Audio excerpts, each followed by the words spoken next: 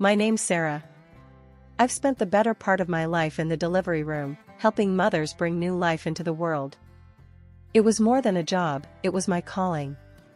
But when you hit 65 and your health starts to tell you to slow down, you listen. So, I stepped back from the frontline and shifted gears to consulting and administration at the medical center. I've always done whatever it took to provide for my son, Alex. Being a single mom wasn't easy, but seeing him grow into the man he has become makes all the sacrifices worth it. I sent him to the best schools, got him into hockey, though it turned out that wasn't his path. He found his passion in advertising instead, and now he's doing great, working as a hotshot at some fancy agency. Currently, my big old house is all torn up for renovations, so I've moved into this little apartment temporarily. It's nothing like home, but it's got 4 walls and a roof, and that's enough for now. Today's kind of a big deal. Alex is bringing over his fiancée, Emily, for dinner. He's talked her up quite a bit, beautiful, smart, and works with him. I'm a bit nervous, truth be told. This place isn't much to look at, and I want to make a good impression. I decide to cook my famous beef stew. Just as I toss the last potato into the pot, I hear a knock. "Coming!" I shout, wiping my hands on my apron as I head to the door. There's Alex, looking as handsome as ever, and with him, a very pretty young woman, Emily. "Mom, this is Emily," Alex introduces her with a grin. "Nice to meet you, Sarah. Alex has told me so much about you," Emily says. "Please, call me Sarah. Welcome. I hope you're hungry," I say, leading them into the small dining area. I catch Emily looking around, her gaze lingering on the less-than-stellar furnishings. "So, Sarah, Alex mentioned you work at the hospital. What do you do there?" Emily asks as we sit down. "I handle some of the admin work," I reply casually, not wanting to dive into my past life as an obstetrician. Alex shoots me a look, surprised I didn't elaborate. I give him a quick wink, silently telling him to keep it under wraps. There's no need to brag. Emily seems a bit taken aback. "Oh, I thought maybe you were a doctor or something." The conversation moves on to lighter topics, but I can tell Emily is still sizing up everything.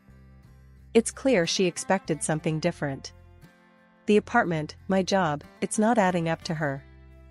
As I serve the stew, I try to keep the atmosphere light. Here we go, my famous beef stew. It's not fancy, but it's got good, honest flavor. "It looks delicious, Sarah, thank you," Emily says, though her tone suggests she's still distracted by her earlier thoughts. We eat, making small talk about their work and plans. I notice Emily's polite, but there's a coolness there, a distance. She's hard to read, but I'm no stranger to tough nuts to crack. Once they left, I sat back down, thinking over the evening. It wasn't perfect, but it's a start. Maybe Emily needs time to see beyond the surface. I'll give her that time.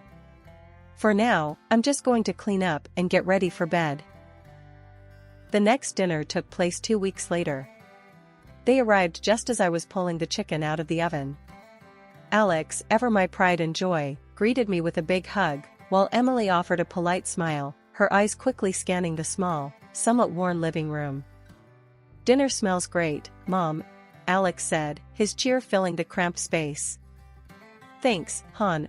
I hope you're both hungry," I replied, ushering them into the dining area. As we sat down, Emily's gaze lingered on the mismatched chairs and the second-hand tablecloth. I could almost hear her thoughts ticking over.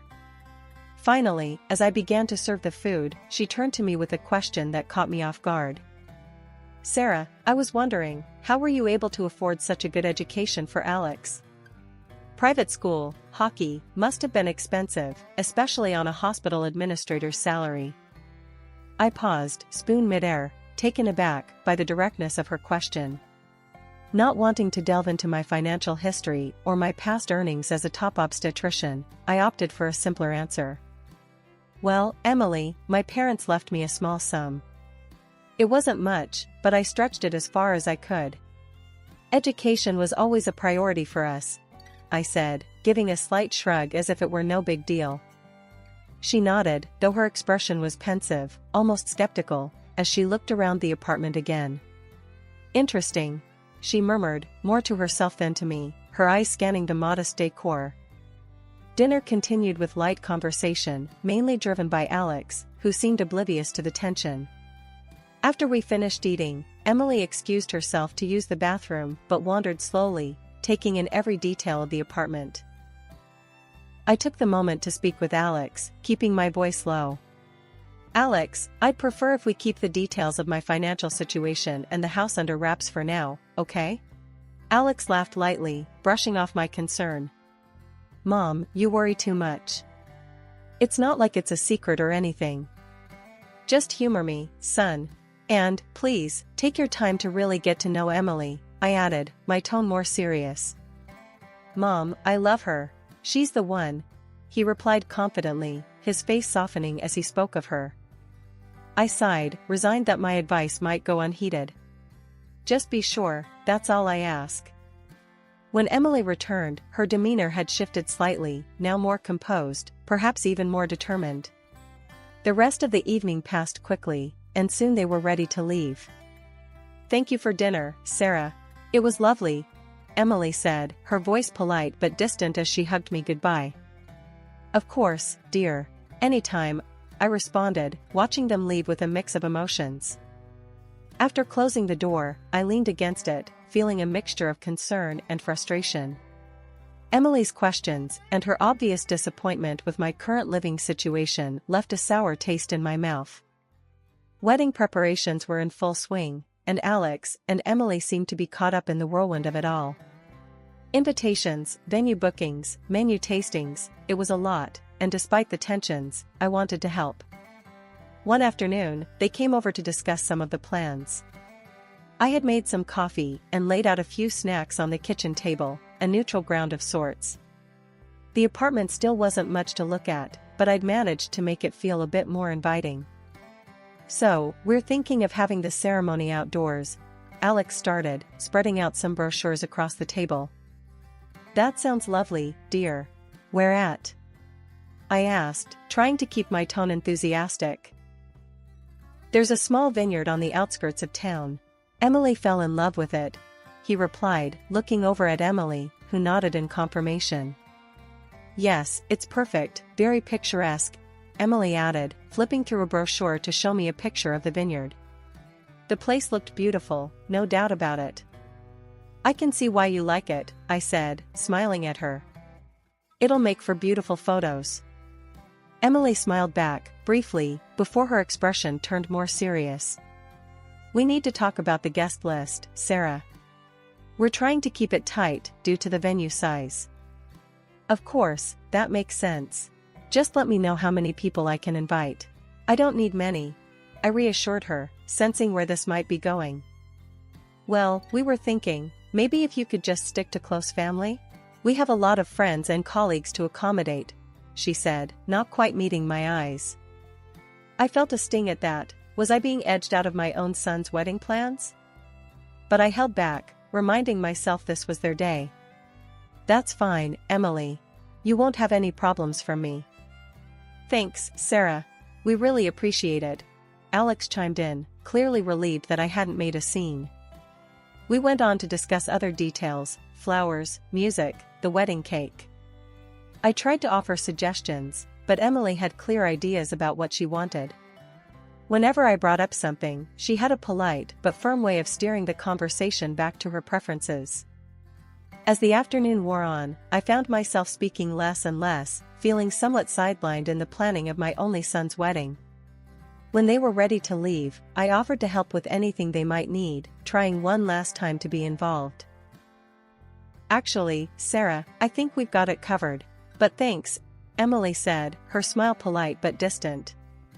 We'll keep you updated, of course. Of course, dear. Just happy to help, I replied, keeping my smile fixed until the door closed behind them.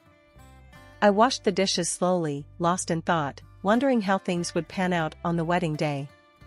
Would I just be a guest at my son's wedding, watching from the sidelines? The thought weighed heavily on me as I dried the last cup and turned off the kitchen light. Alex's birthday rolled around, And this year was different because I wasn't planning the celebration. Emily took it upon herself to throw the party. Somehow, my invitation got lost in the shuffle, or so I thought. The truth hit hard when a friend casually mentioned the big bash being set up at their place. I wasn't on the guest list, a fact that stung deeply, but I put on a brave face. My son's happiness was more important than my feelings, and I decided to drop by with a gift, uninvited but hopeful. I chose a classic gift, a nice watch I knew Alex had been eyeing for months. It was more than a gift, it was a token of my ongoing love and support, regardless of the chill that had crept into our relationship lately. The bonus to the watch was a bottle of good wine. I parked down the street and walked up to their house. The sounds of laughter and music spilled out from the backyard. Taking a deep breath, I opened the gate and stepped inside. Almost immediately, I felt like I was intruding. The yard was bustling with groups of Emily's friends and her family, people I barely knew, despite the impending wedding. Emily spotted me first. Her smile was tight, the welcome even tighter. "Sarah, this is a surprise. What are you doing here?" Her tone was polite, but the undertone was clear. I wasn't expected, nor particularly wanted. "I just wanted to wish Alex a happy birthday," I said, my voice steady, despite the chilly reception. "Oh, well, he's around here somewhere," she replied, her eyes scanning the crowd, clearly reluctant to guide me to him. Navigating through the clusters of guests, I finally found Alex. His face lit up when he saw me. "Mom, you made it. I thought you were busy today." "I couldn't miss your birthday, honey," I said, handing him the gift. His genuine smile as he opened it warmed my heart for a moment. We chatted briefly, a good moment in an otherwise awkward situation. But then Emily joined us, her smile forced. "Alex, babe, we need to get ready for the toast," she said, then turned to me. Her next words were low and clear, meant only for my ears. "Sarah, maybe it's best if you don't stay long. We've got a lot planned, and well, it's a bit crowded here." Her message was unmistakable, and the undercurrent of dismissal couldn't be ignored. I looked at Alex, hoping for some support, but he was already being pulled away by a friend calling for him. I nodded, gave Alex one last smile, and left. Walking back to my car, the sounds of celebration behind me, the hurt settled in deep. It was clear Emily saw me as an outsider, and her direct approach left no room for misunderstanding. The drive home was quiet, my thoughts loud with the harsh reality of my new place in Alex's life. Once home, the silence of my apartment enveloped me. I sat down, the unopened bottle of wine I'd brought as a gift for the party now just a reminder of the evening's rejection.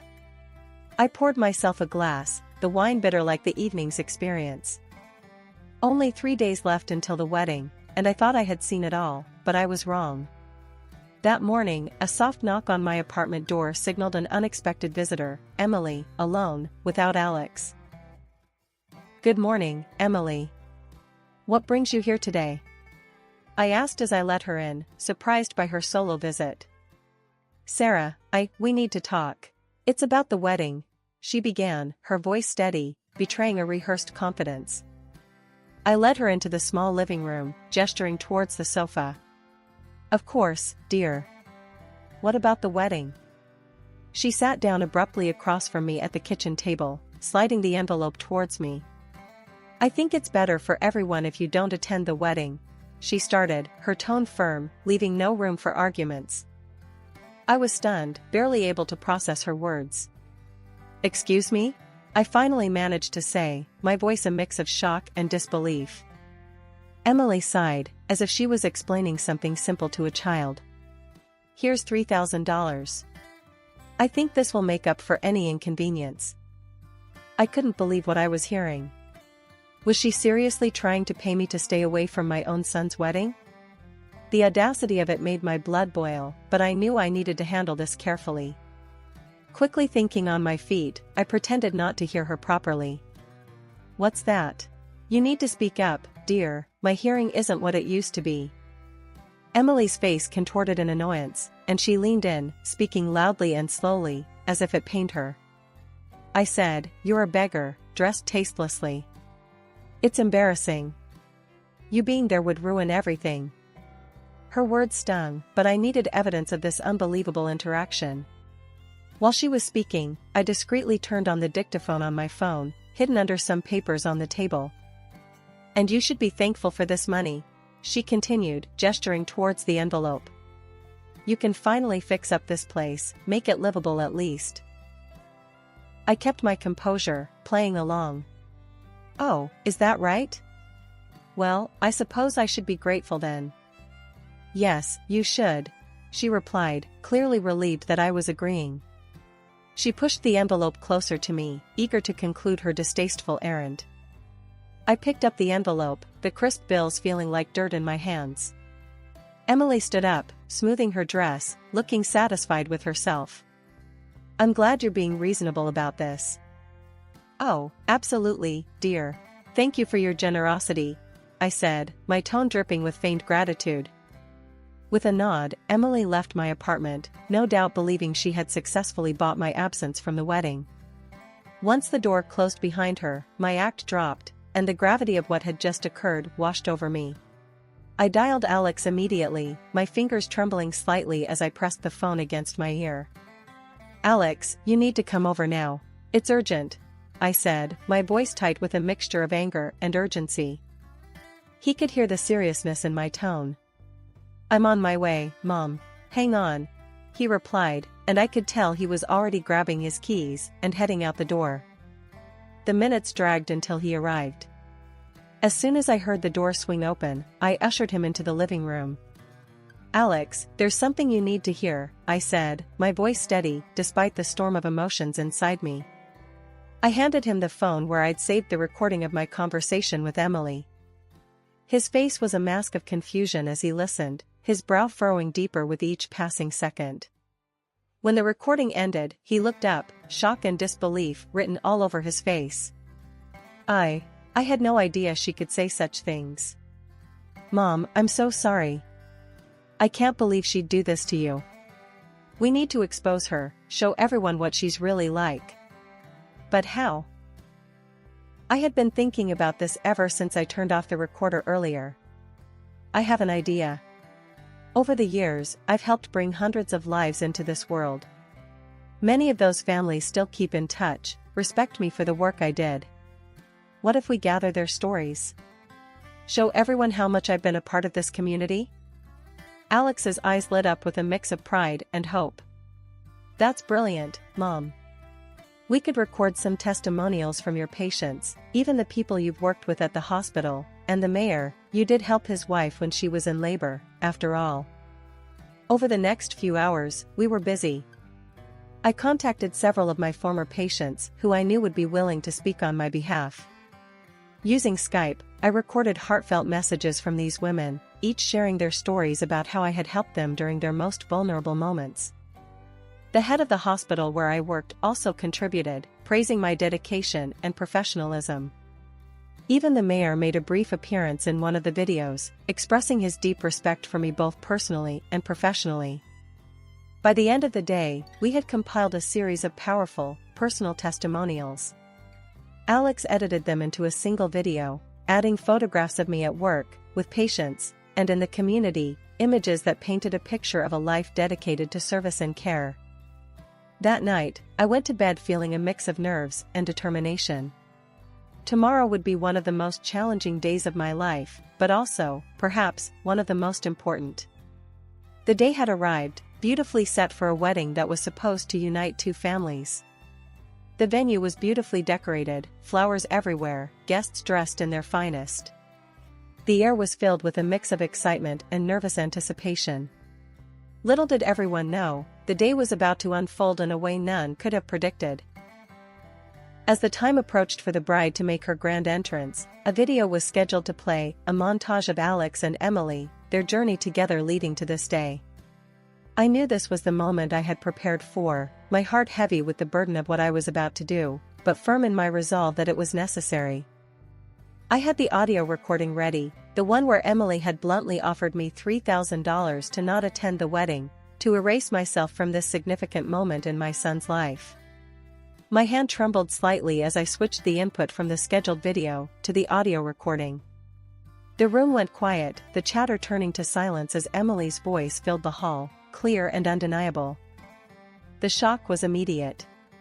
Murmurs spread through the room like wildfire as guests turned to look at each other, confusion and disbelief written on their faces. Just as the recording finished, Emily and her father started their walk down the aisle, unaware of what had just been played. The timing couldn't have been more poignant. Before they could reach the front, I switched to the video I had prepared, testimonials from prominent members of our community, patients I had helped during my career as an obstetrician. One by one, respected individuals spoke of their experiences with me, their words painting a picture of my life's work and dedication. The contrast between this and what Emily had tried to portray was stark. As the video played, I watched Emily's face. Confusion gave way to realization, and then to a kind of horror as she understood the enormity of her miscalculation. Her mother, sitting in the front row, burst into tears, overwhelmed by the scene unfolding before her. When the video ended, the room was thick with tension, a heavy silence hanging over us all. Then, Alex stepped up to the microphone, his face pale, but his voice steady. "Ladies and gentlemen, I'm sorry.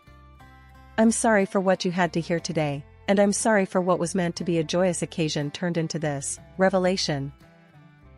He paused, taking a deep breath. "I cannot marry someone who has shown such disregard for my own mother, someone who sought to humiliate her in such a callous way. Therefore, I am calling off this wedding. I apologize to all of you for any distress this has caused." He then turned to me, his eyes filled with a mix of emotions.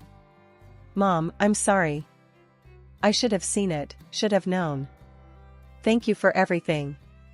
For your strength, your courage, and your unending love." The guests stood then, a round of applause filling the hall, not just for a ceremony, but for the truth that had been revealed, and for the respect they held for me and for Alex's brave decision. As the clapping slowly subsided, Emily fled the hall, her father trailing behind her, a broken attempt at a dignified exit.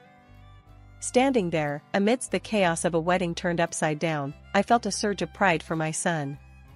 It was a hard, painful moment for him, but he had risen, shown real character. A few weeks after the incident, I heard from some colleagues that Emily had been spotted at the hospital where I work. At first, I thought it was a coincidence, maybe she was visiting someone. But then it happened again, and this time she made quite the scene. There I was, walking down the corridor, and there she was, her voice raised, causing a commotion. "You ruined my life," she yelled as I approached. "You couldn't stand to see me happy. You had to tear everything down." I stopped, shocked by her audacity. People were starting to stare, and I felt a flush of embarrassment. "Emily, this is neither the time nor the place. You need to leave," I said firmly, trying to keep my voice calm despite my racing heart. But she wasn't having any of it. "No. Everyone needs to know what you did. How you interfered and lied."